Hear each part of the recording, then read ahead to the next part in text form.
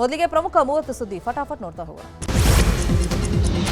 ಕಾಂಗ್ರೆಸ್ ಅಲ್ಲಿ ಕುರ್ಚಿ ಫೈಟ್ ನಡುವೆ ಇವತ್ತು ಸಿಎಂ ಸಿದ್ದರಾಮಯ್ಯ ಸಚಿವ ಸಂಪುಟ ಸಭೆಯನ್ನ ನಡೆಸಲಿದ್ದಾರೆ. ಡಿಕೆಶಿ ಪವರ್ ಶೇರಿಂಗ್ ಹಠದ ನಡುವೆಯೂ ವಿಧಾನಸೌಧದಲ್ಲಿ ಮಧ್ಯಾಹ್ನ 12 ಗಂಟೆಗೆ ಸಂಪುಟ ಸಭೆ ನಡೆಯಲಿದೆ. ಸಭೆಯಲ್ಲಿ ಮುಂದಿನ ಬೆಳಗಾವಿ ಅಧಿವೇಶನ ಯಶಸ್ವಿಗೊಳಿಸುವ ಬಗ್ಗೆ ಚರ್ಚೆ ಮಾಡುವಂತ ಸಾಧ್ಯತೆಗಳಿವೆ.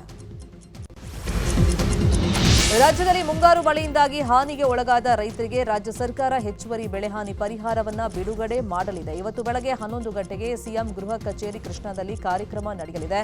ಸಿಎಂ ಸಿದ್ದರಾಮಯ್ಯ ಬೆಳೆ ಪರಿಹಾರ ಬಿಡುಗಡೆಗೆ ಚಾಲನೆಯನ್ನ ಕೊಡಲಿದ್ದಾರೆ. ರಾಜ್ಯ ಕಾಂಗ್ರೆಸ್ ಕುರ್ಚಿ ಕದನದ ನಡುವೆ ಡಿಕೆಶಿ ಬೆನ್ನಿಗೆ ರಾಜ್ಯ ಒಕ್ಕಲಿಗರ ಸಂಘ ನಿಂತಿದೆ. ಇವತ್ತು ಒಕ್ಕಲಿಗರ ಸಂಘದ ಸಭೆ ನಡೆಯಲಿದೆ. ಬೆಂಗಳೂರಲ್ಲಿ ಇವತ್ತು ಬೆಳಗ್ಗೆ 10ವರೆಗೆ ಒಕ್ಕಲಿಗರ ಸಂಘ ಮಹತ್ವದ ಸುದ್ದಿಗೋಷ್ಠಿಯನ್ನ ಕರೆದಿದೆ. ಈ ಮೂಲಕ ಡಿಕೆಶಿಯನ್ನ ಸಿಎಂ ಮಾಡುವಂತೆ ಕಾಂಗ್ರೆಸ್ ಹೈಕಮಾಂಡ್ಗೆ ಒತ್ತಡ ಹೇರಲು ಒಕ್ಕಲಿಗರ ಸಂಘದ ಪದಾಧಿಕಾರಿಗಳು ನಿರ್ಧರಿಸಿದ್ದಾರೆ. ರಾಜ್ಯ ಕಾಂಗ್ರೆಸ್ನಲ್ಲಿ ಸಿಎಂ ಕುರ್ಚಿ ಕಿತ್ತಾಟ ಜೋರಾಗಿದೆ. ಇದರ ನಡುವೆ ಡಿಸಿಎಂ ಡಿಕೆ ಶಿವಕುಮಾರ್ ಪರ ನಿರ್ಮಲಾನಂದನಾಥ ಶ್ರೀಗಳು ಬ್ಯಾಟ್ ಅನ್ನು ಬೀಸಿದ್ದಾರೆ. ಹಾಸನ ಜಿಲ್ಲೆ ಚನ್ನರಾಯಪಟ್ಟಣದ ಕುಂದೂರಿನಲ್ಲಿ ಮಾತನಾಡಿರುವಂತಹ ಆದಿಚುಂಚನಗಿರಿ ಪೀಠಾಧ್ಯಕ್ಷ ನಿರ್ಮಲಾನಂದನಾಥ ಶ್ರೀಗಳು, ಡಿಕೆಶಿ ನಮ್ಮ ಜೊತೆ ಮಾತನಾಡಿಲ್ಲ, ಆದರೆ ಅವ್ರ ಬಗ್ಗೆ ಸಾವಿರಾರು ಮಂದಿ ನಮಗೆ ಕರೆ ಮಾಡ್ತಾ ಇದ್ದಾರೆ. 2.5 ವರ್ಷ ಆದ್ಮೇಲೆ ಡಿಕೆಶಿ ಸಿಎಂ ಆಗಬೇಕು ಅನ್ನೋ ಆಸೆ ನಮಗೂ ಇದೆ. ಪಕ್ಷಕ್ಕಾಗಿ ಅವರು ದುಡಿದಿದ್ದಾರೆ, ಹೀಗಾಗಿ ಅವರಿಗೆ ಸಿಎಂ ಸ್ಥಾನ ಕೊಡಬೇಕು ಅಂತ ಹೇಳಿದ್ದಾರೆ. ಕಾಂಗ್ರೆಸ್ ನಾಯಕತ್ವ ಕುರಿತಂತೆ ಡಿಕೆ ಶಿವಕುಮಾರ್ ಪರ ನಿರ್ಮಲಾನಂದನಾಥ ಶ್ರೀಗಳ ಹೇಳಿಕೆ ವಿಚಾರವಾಗಿ ಹಾವೇರಿ ಕನಕಗುರು ಪೀಠದ ನಿರಂಜನಾನಂದಪುರಿ ಸ್ವಾಮೀಜಿ ತಿರುಗೇಟನ್ನು ಕೊಟ್ಟಿದ್ದಾರೆ. ಮಠಾಧೀಶರು ಹೇಳಿದ ತಕ್ಷಣ ಸಿಎಂ ಬದಲಾವಣೆ ಆಗುವ ಅವಕಾಶ ಇದೆಯಾ? ಸಿಎಂ ಬದಲಾವಣೆ ಮಾಡುವಂಥದ್ದು ಶಾಸಕರ ಅಧಿಕಾರ. ಹಾಗಾಗಿ ಯಾರು ಮುಖ್ಯಮಂತ್ರಿ ಆಗಬೇಕು ಅನ್ನೋದನ್ನ ಶಾಸಕರು ನಿರ್ಣಯ ಮಾಡ್ತಾರೆ. ಅದನ್ನು ಬಿಟ್ಟು ಯಾವುದೋ ಒಬ್ಬ ಸ್ವಾಮಿಗಳು ಮಾಡೋದಲ್ಲ ಅಂತ ಕನಕಗುರು ಪೀಠಾಧ್ಯಕ್ಷ ನಿರಂಜನಾನಂದಪುರಿ ಶ್ರೀಗಳು ತಿರುಗೇಟನ್ನು ಕೊಟ್ಟಿದ್ದಾರೆ.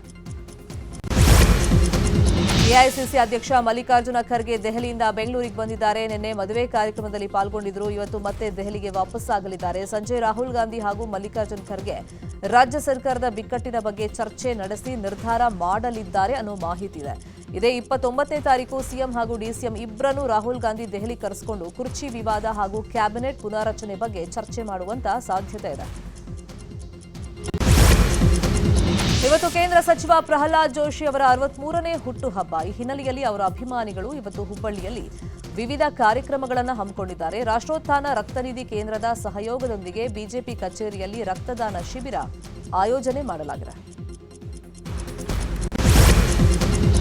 ಉಡುಪಿ ಪರ್ಯಾಯ ಶ್ರೀ ಪುತ್ತಿಗೆ ಮಠದಲ್ಲಿ ಕೋಟಿಗೀತ ಲೇಖನ ಯಜ್ಞ ಮಹತ್ವದ ಘಟ್ಟ ತಲುಪಿದೆ. ಯಜ್ಞದ ಪ್ರಯುಕ್ತ ನಾಳೆ ಲಕ್ಷಕಂಠ ಗೀತ ಪಾರಾಯಣ ನಡೆಯಲಿದೆ. ನಾಳೆ ಉಡುಪಿಯ ಶ್ರೀಕೃಷ್ಣ ಮಠದಲ್ಲಿ ನಡೆಯುವಂತಹ ಕಾರ್ಯಕ್ರಮದಲ್ಲಿ ಪ್ರಧಾನಿ ನರೇಂದ್ರ ಮೋದಿ ಪಾಲ್ಗೊಳ್ಳುತ್ತಾರೆ. ಸಾರ್ವಜನಿಕರಿಗೆ ನಾಳೆ ಬೆಳಗ್ಗೆ 8 ಗಂಟೆಯಿಂದ ಮಧ್ಯಾಹ್ನ 3 ಗಂಟೆ ತನಕ ಶ್ರೀಕೃಷ್ಣ ಮಠಕ್ಕೆ ಪ್ರವೇಶವನ್ನ ನಿರ್ಬಂಧಿಸಲಾಗಿದೆ. ಬೆಂಗಳೂರಿನ ಹಲವೆಡೆ ನಿನ್ನೆ ಇಡಿ ಅಧಿಕಾರಿಗಳು ದಾಳಿಯನ್ನ ಮಾಡಿದ್ದಾರೆ. ಪ್ರತಿಷ್ಠಿತ ಎಂಬಸಿ ಗ್ರೂಪ್ ಮೇಲೆ ದಾಳಿ ನಡೆದಿದೆ. ಈ ಹಿಂದೆ ಜುಲೈನಲ್ಲಿ ದಾಳಿ ಮಾಡಿದ್ದ ಇಡಿ ಹಲವೆಡೆ ಪರಿಶೀಲನೆಯನ್ನ ಮಾಡಿತ್ತು. ಆ ರೇಡ್ನ ವರದಿಯ ಅನುಸಾರವಾಗಿ ಪ್ರತ್ಯೇಕ ಕೇಸನ್ನ ದಾಖಲು ಮಾಡಿಕೊಂಡು ನಿನ್ನೆ ಮತ್ತೆ ದಾಳಿ ಮಾಡಿದ್ದು ಹಲವು ಮಹತ್ವದ ದಾಖಲೆಗಳನ್ನ ವಶಕ್ಕೆ ಪಡೆಯಲಾಗಿದೆ ಅನ್ನೋ ಮಾಹಿತಿ ಇದೆ. ಬೆಂಗಳೂರು ನಗರದ ಹಲವೆಡೆ ಇವತ್ತು ವಿದ್ಯುತ್ ವ್ಯತ್ಯಯ ಉಂಟಾಗಲಿದೆ. ತುರ್ತು ನಿರ್ವಹಣಾ ಕಾಮಗಾರಿ ಹಿನ್ನೆಲೆಯಲ್ಲಿ 66/11 ಕೆವಿ ಬಿಎಂಟಿಸಿ ಉಪಕೇಂದ್ರ ವ್ಯಾಪ್ತಿಯಲ್ಲಿ ಇವತ್ತು ಕರೆಂಟ್ ಕಟ್ ಆಗಲಿದೆ. ಬೆಳಗ್ಗೆ 10 ಗಂಟೆಯಿಂದ ಸಂಜೆ 5 ಗಂಟೆ ತನಕ ವಿದ್ಯುತ್ ಪೂರೈಕೆಯಲ್ಲಿ ವ್ಯತ್ಯಯ ಉಂಟಾಗಲಿದೆ.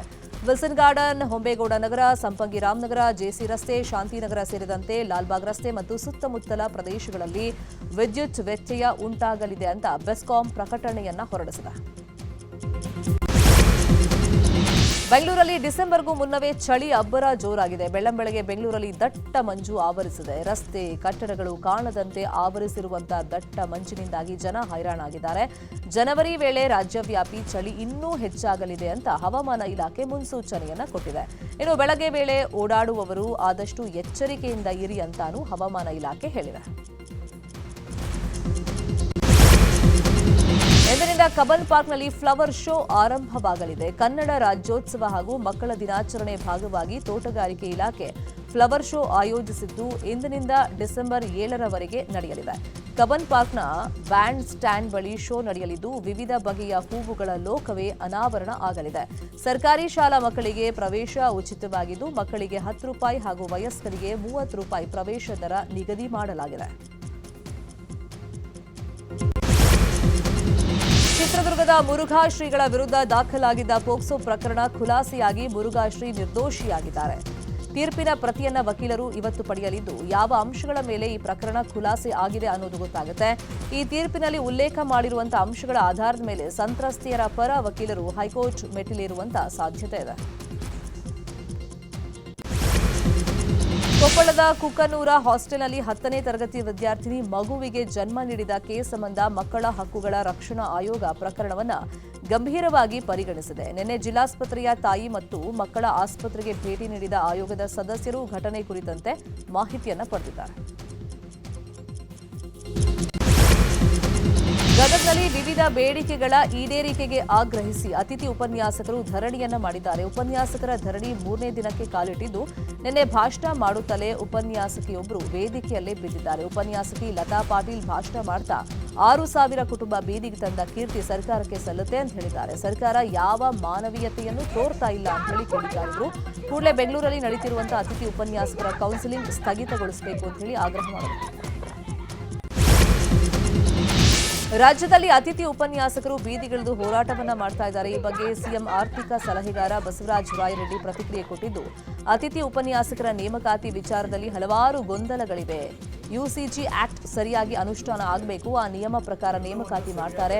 ಖಂಡಿತವಾಗಿಯೂ ಅತಿಥಿ ಉಪನ್ಯಾಸಕರ ಸಮಸ್ಯೆ ಗೊಂದಲಮಯವಾಗಿದೆ. ಕಾನೂನು ತೊಡಕು ಸೇರಿದಂತೆ ಬೇರೆ ಬೇರೆ ವಿಚಾರಗಳಿವೆ. ಸಮಸ್ಯೆ ಬಗೆಹರಿಸುವ ವಿಚಾರವಾಗಿ ನಾನು ಸಚಿವ ಸುಧಾಕರ್ ಜೊತೆ ಮಾತನಾಡ್ತೀನಿ ಅಂತ ರಾಯರೆಡ್ಡಿ ಹೇಳಿದ್ದಾರೆ. ಆಮ್ ಆದ್ಮಿ ಪಕ್ಷ ಸ್ಥಾಪನೆಯಾಗಿ 14ನೇ ವಾರ್ಷಿಕೋತ್ಸವವನ್ನು ಚಿಕ್ಕಬಳ್ಳಾಪುರದಲ್ಲಿ ಸಿಹಿ ಹಂಚೋದ್ರ ಮೂಲಕ ಆಚರಿಸಲಾಯಿತು. ಜಿಲ್ಲಾಧ್ಯಕ್ಷ ಶ್ರೀಪಾದ್ ಯಾದವ್ ನೇತೃತ್ವದಲ್ಲಿ ಕಾರ್ಯಕರ್ತರು ಕೋರ್ಟ್ ವೃತ್ತ ಮತ್ತು ತಾಲೂಕು ಕಚೇರಿ ಸುತ್ತಮುತ್ತ ಸಿಹಿ ಹಂಚಿ ಸಂಭ್ರಮಾಚರಣೆಯನ್ನ ಮಾಡಿದ್ದಾರೆ. ಇನ್ನು 2028ರಲ್ಲೂ ಕರ್ನಾಟಕದಲ್ಲಿ ಆಮ್ ಆದ್ಮಿ ಪಕ್ಷ ಅಧಿಕಾರಕ್ಕೆ ಬರುತ್ತೆ ಅಂತ ಹೇಳಿದರು.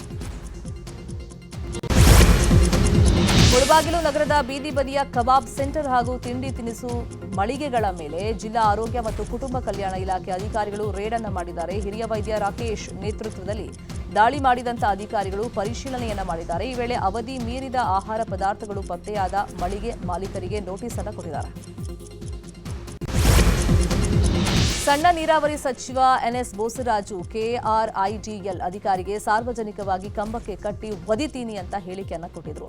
ಬೋಸರಾಜು ಹೇಳಿಕೆ ಖಂಡಿಸಿ ರಾಜ್ಯಪಾಲರಿಗೆ ದೂರು ಸಲ್ಲಿಕೆಯಾಗಿದೆ. ಅಧಿಕಾರಿಯೋರ್ವರಿಗೆ ದೈಹಿಕ ಹಾನಿಯ ಬೆದರಿಕೆ, ಅವಮಾನಕಾರಿ ಪದಪ್ರಯೋಗ ಮತ್ತು ಅಧಿಕಾರದ ದುರುಪಯೋಗದಿಂದ ಸಂವಿಧಾನದ ಪರಿಚ್ಛೇದ 14, 21, 311 ಹಾಗೂ ಬಿಎನ್ಎಸ್ ಸೆಕ್ಷನ್ 351, 352 ಉಲ್ಲಂಘನೆಯಾಗಿದೆ. ಹಿನ್ನೆಲೆಯಲ್ಲಿ ಘಟನೆಗೆ ಸಂಬಂಧಿಸಿದ ವಿಡಿಯೋ ದಾಖಲೆಗಳ ಆಧಾರದ ಮೇಲೆ ತನಿಖೆ ನಡೆಸಿ ಸಚಿವರ ವಿರುದ್ಧ ಸಂವಿಧಾನಬದ್ಧ, ನೈತಿಕ ಹಾಗೂ ಕಾನೂನುಬದ್ಧ ಕ್ರಮ ಕೈಗೊಳ್ಳುವ ಕುರಿತಂತೆ ಸಲ್ಲಿಸುವ ಸಾರ್ವಜನಿಕ ಹಿತಾಸಕ್ತಿ ದೂರು ಸಲ್ಲಿಕೆಯಾಗಿದೆ. ರಾಯಚೂರು ತಾಲೂಕಿನ ಐತಿಹಾಸಿಕ ದೇವಸುಗೂರು ಗ್ರಾಮದ ಸುಗೂರೇಶ್ವರ ಜಾತ್ರಾ ಮಹೋತ್ಸವದ ನಿಮಿತ್ತ ಜೋಡು ರಥೋತ್ಸವ ಅದ್ದೂರಿಯಾಗಿ ನಡೆಯಿತು. ಶ್ರೀ ಸುಗೂರೇಶ್ವರ ಸ್ವಾಮಿಗೆ ಮಹಾರುದ್ರಾಭಿಷೇಕ, ಮಹಾಪೂಜೆ, ಎಲೆ ಪೂಜೆ, ನಂದಿ ಸೇವೆ ಸೇರಿದಂತೆ ವಿವಿಧ ಪೂಜೆಗಳನ್ನು ಮಾಡಲಾಯಿತು. ಗುವಾಹಟಿ ಟೆಸ್ಟ್ ಮ್ಯಾಚ್ನಲ್ಲಿ ಭಾರತ ಹೀನಾಯ ಸೋಲನ್ನು ಕಂಡಿದೆ. ಭಾರತ ವಿರುದ್ಧ ದಕ್ಷಿಣ ಆಫ್ರಿಕಾ ತಂಡ 408 ರನ್ಗಳಿಂದ ಭರ್ಜರಿಯಾಗಿ ಗೆದ್ದು ಬಿಗಿದೆ. ಇನ್ನು ಆಫ್ರಿಕಾ ಪರ ಸೈಮನ್ ಹಾರ್ಮರ್ 6 ವಿಕೆಟ್ ಕಬಳಿಸಿ ಭಾರತದ ಸೋಲಿಗೆ ಪ್ರಮುಖ ಆಟಗಾರ ಅಂತ ಅನ್ನಿಸಿಕೊಂಡಿದ್ದಾರೆ. ಇನ್ನು ಟೆಸ್ಟ್ ರ್ಯಾಂಕಿಂಗ್ನಲ್ಲಿ ಪಾಕಿಸ್ತಾನ 4ನೇ ಸ್ಥಾನಕ್ಕೇರಿದ್ದು ಭಾರತ 5ನೇ ಸ್ಥಾನಕ್ಕೆ ಇಳಿದಿದೆ.